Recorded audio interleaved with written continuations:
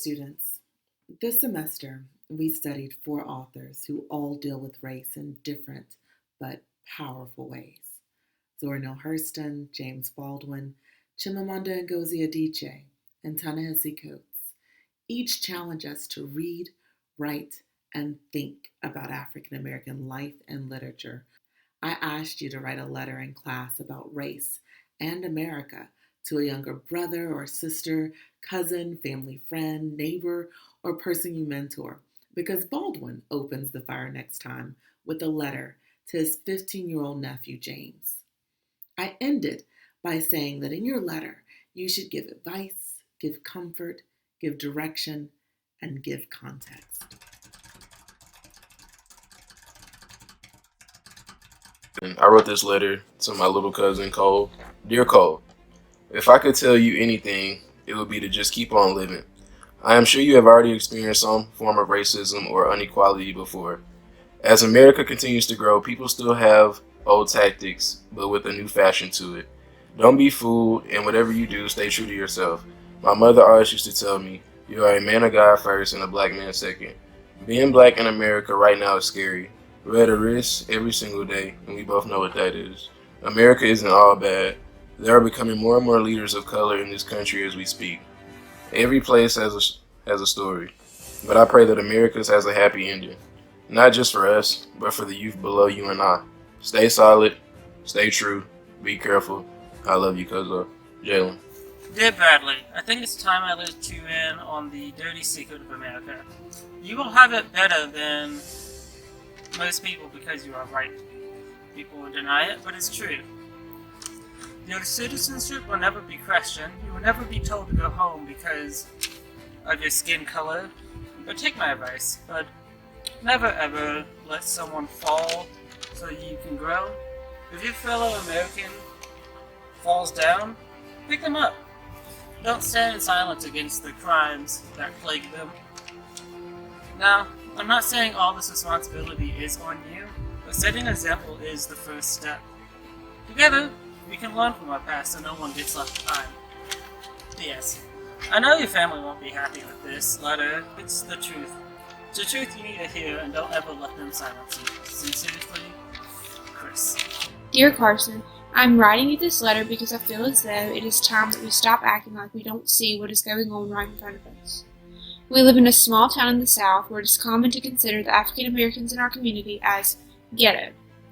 Racism is so normalized throughout our community that sometimes we don't even bat an eye when a racial remark is made.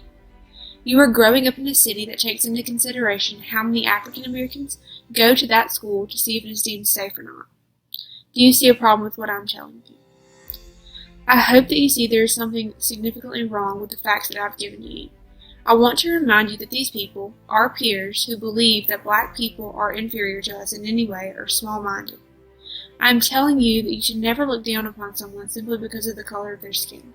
These people that are racist to our neighbors claim to be Christians, but if you are a Christian, you do not disrespect and undermine our brothers and sisters. God is a big part of who we are as a family, and I am reminding you that every person is made in God's image. We are all the same, equal in God's eyes. I hope that you will take these words to heart, and next time you hear someone make a racist joke, stand up and do what is right. I believe that this letter is long overdue, and it is time we stop pretending racism does not exist. Dear Delilah, I hope this letter finds you well. I hope you are safe, I hope you are healthy, and most of all, I hope you are free. I was supposed to say this is an irony, because we are in fact not free. Where was the freedom for the Arabs, the non-whites, or the non-Britons even?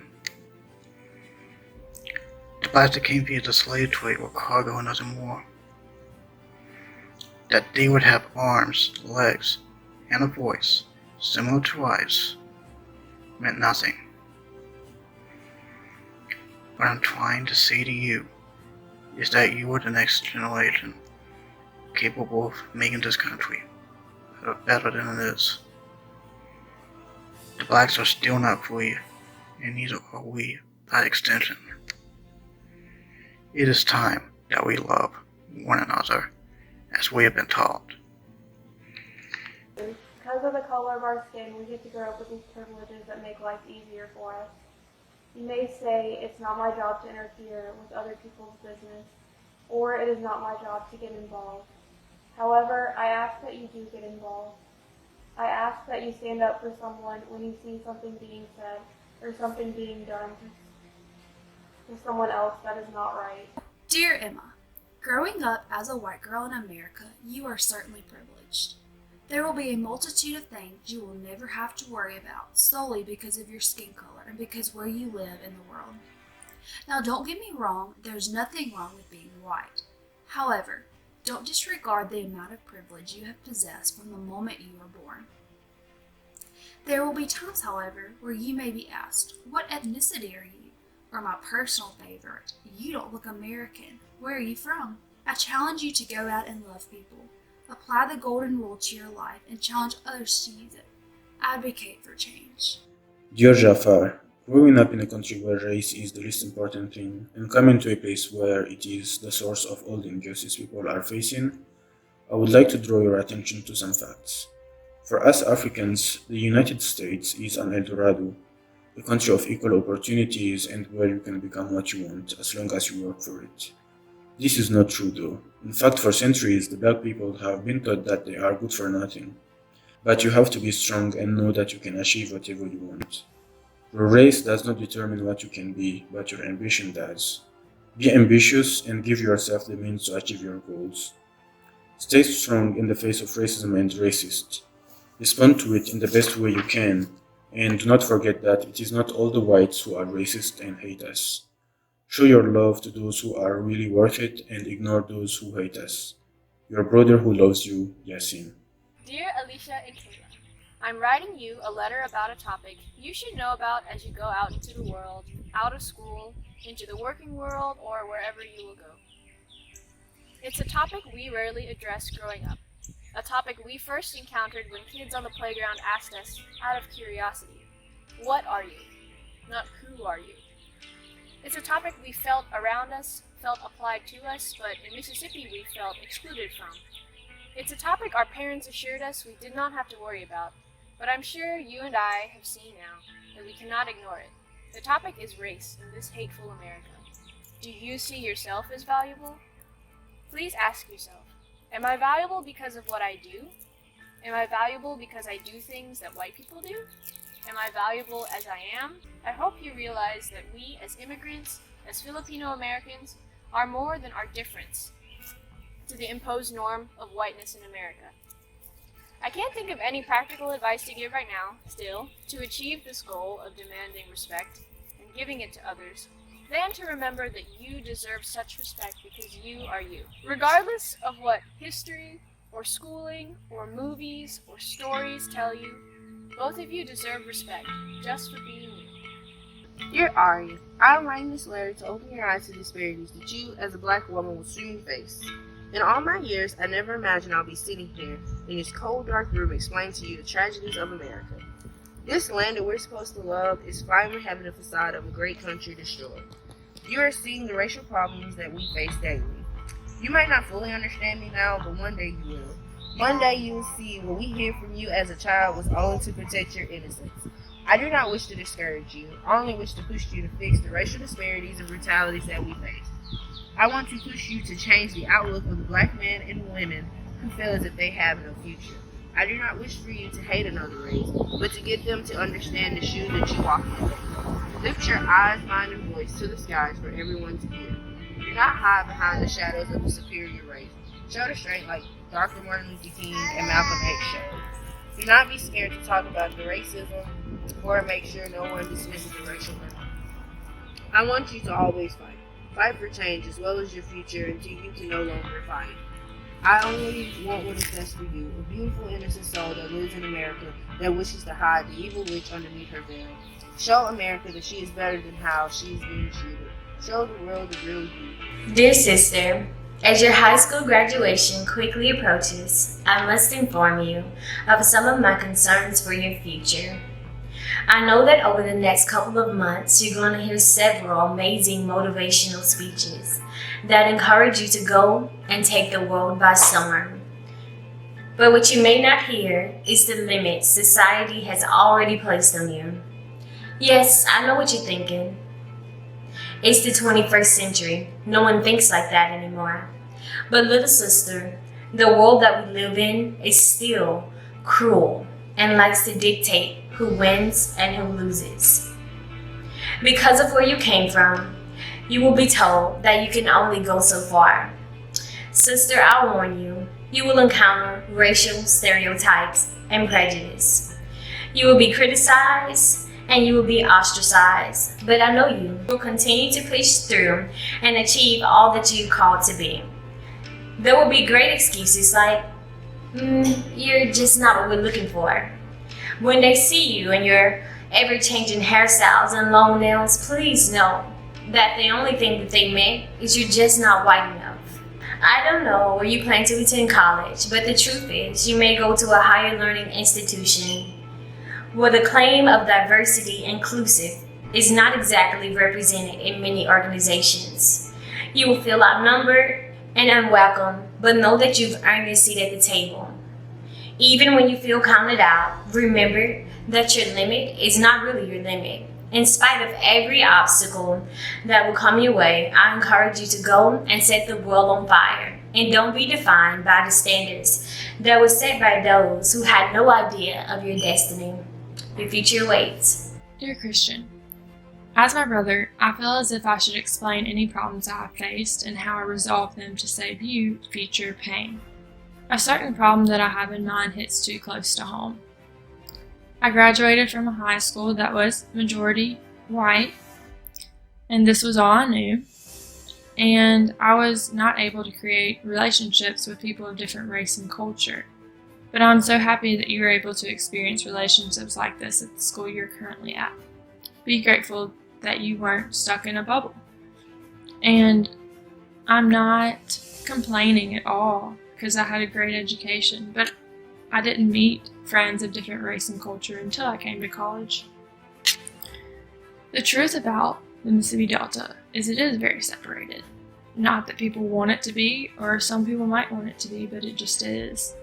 Each school is a majority of a single race, except for a few. There are a few, and luckily you are going to one of them. It was not until I got to college that I noticed how divided our hometown was. I want you to steer clear of our social norms back home. Do not be prejudiced towards anyone. We were not raised that way, regardless of any friends or family that are. Racism continues through generations if no one stands up and speaks against it. I know you will know right from wrong when the time comes, but I want to remind you to always have courage to fight against someone when they choose to speak cruelly. I love you very much, and always stick up for what you believe in. Dear Miles, you may think the world we live in is going to always be a safe place or that bad things won't happen to you. I know this because I was once your age in your same shoes. I know we have grown up together, but because I am older and I have seen and experienced many more things in our America. Growing up in Mississippi as African American people, many would think that we are stuck in our old ways, but we don't see that all the time. Even though times have changed in Mississippi from racial injustice, it is still people that believe those ways should have stayed the same. Some of these people are people you come across as teachers, law enforcement, and many other professions. Even though we have great love for our country and stay where we live, it is important to recognize and address the things that we lack. In America, you may sometimes notice we are sometimes divided by our race with only little unity. Even though this may be the case, it is important that the youth today try to turn this around. Because you guys are the future, it is important to make great change to all mankind. Some advice would be to always speak your mind and be unapologetic when it comes to any issues that you have the urge to speak about. I feel as if James Baldwin used this way to gain attention and his voice to be heard. You may not always get the response that you wish you desired, but always know in your heart that you are heard and always loved. Stay strong.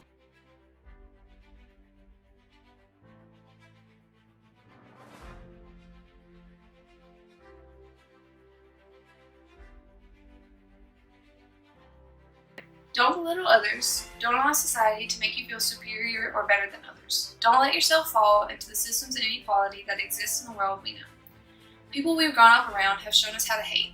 how to project feelings of inferiority we have about ourselves onto those different than us. Our aunts, uncles, grandparents, and parents, they all continue to express racist ideologies in their lives, but I ask you to not carry that generational tradition. Race is something uncomfortable, and confronting the people we love who hold these outdated and racist ideas is a touching subject, but change starts at home. We can be an example to them. We can show them how to love those who are different and to recognize the privileges that our family has experienced because we are white.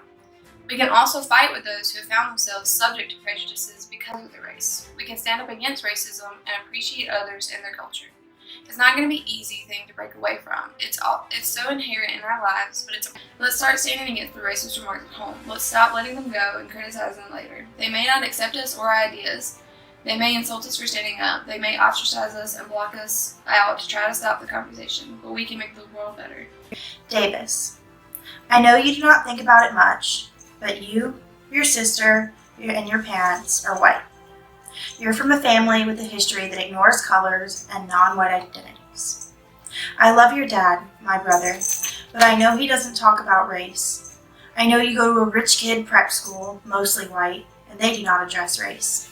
I know you go to an all-white church, and race never comes up, even though Jesus was Middle Eastern. I know this because your dad is giving you the same life our dad gave us.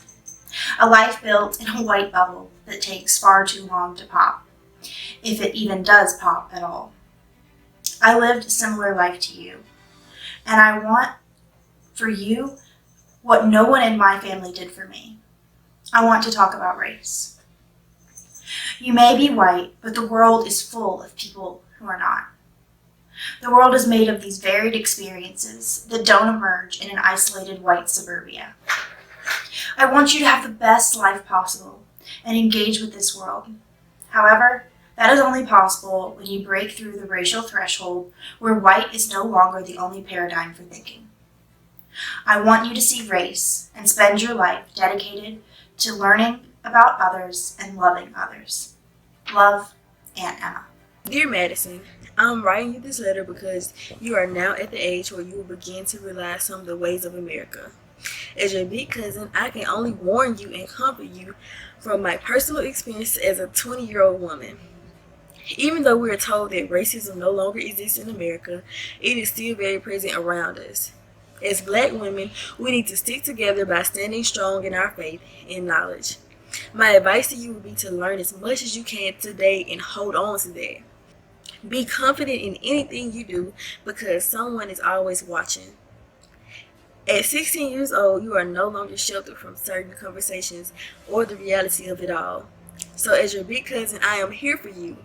I'm here to let you know that even though there are still evil and race issues around us, that everything will be okay if you keep your faith. But in the famous words of my mom, your Titi Rhea, if you don't stand for something, you will fall for anything.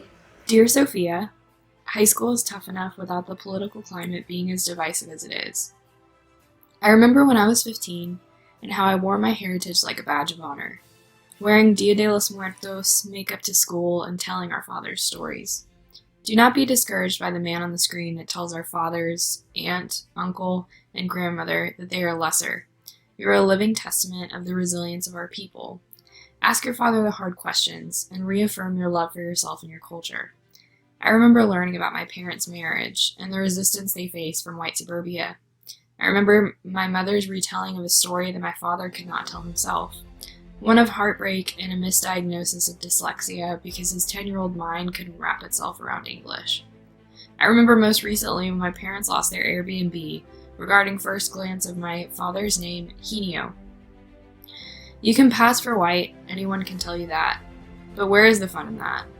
Change will only happen if you ask those hard questions and make others uncomfortable. Wear your Mexican-American heritage like a badge of honor, and show them that whiteness is not the standard or requirement for achievement. Joshua, the world around you, as you know, is hard and painful.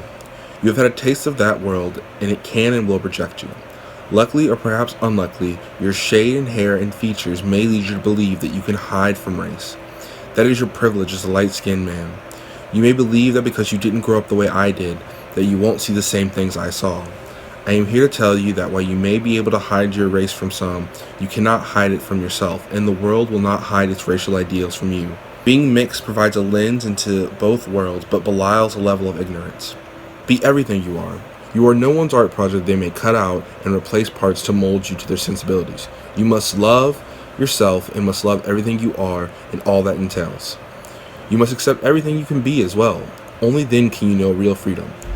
Dear Jada, you're 17 years old now, and I think you're old enough to understand things that you may not have had the liberty to discuss in the vicinity of your high school. As you begin your endeavors into the real world, you will begin to see and experience some issues in this country. Those issues are concerning racism, and you'll probably see these in every institution of America.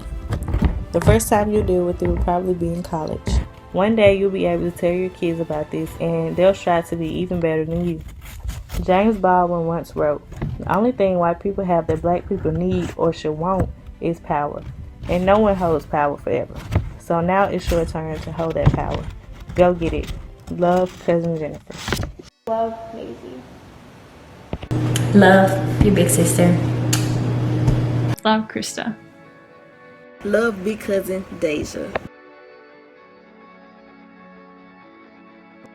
We had big plans for our short documentary that included not a red carpet premiere, but a maroon carpet premiere on campus. You impressed me as you divided yourselves into working groups, and several of you stepped into leadership roles as directors and editors. As we moved toward spring break, the photography, music, editing, script, promotion, costume, and lighting teams all planned for our return to shoot this film on campus. But then the coronavirus happened, and we were never all together again. Yet, you did not allow distance to stop you from making this film happen. We don't have the film that we originally envisioned because we've been working from 20 plus different computers and locations. But we have a film that shows the power of a committed team. Each of you made this film happen. Each of you challenged me in how I teach and how the classroom can be reimagined. I'm incredibly proud of what you have been able to accomplish in the last few weeks. Your letters reveal your hopes, dreams, and demands for a better world. I know that with leaders like you, we can, in the words of Baldwin, make America what America must become. Thank you for the opportunity to study and to learn with you. I wish you all the absolute best, and I know that your voices at this time have the power to make a difference. Sincerely,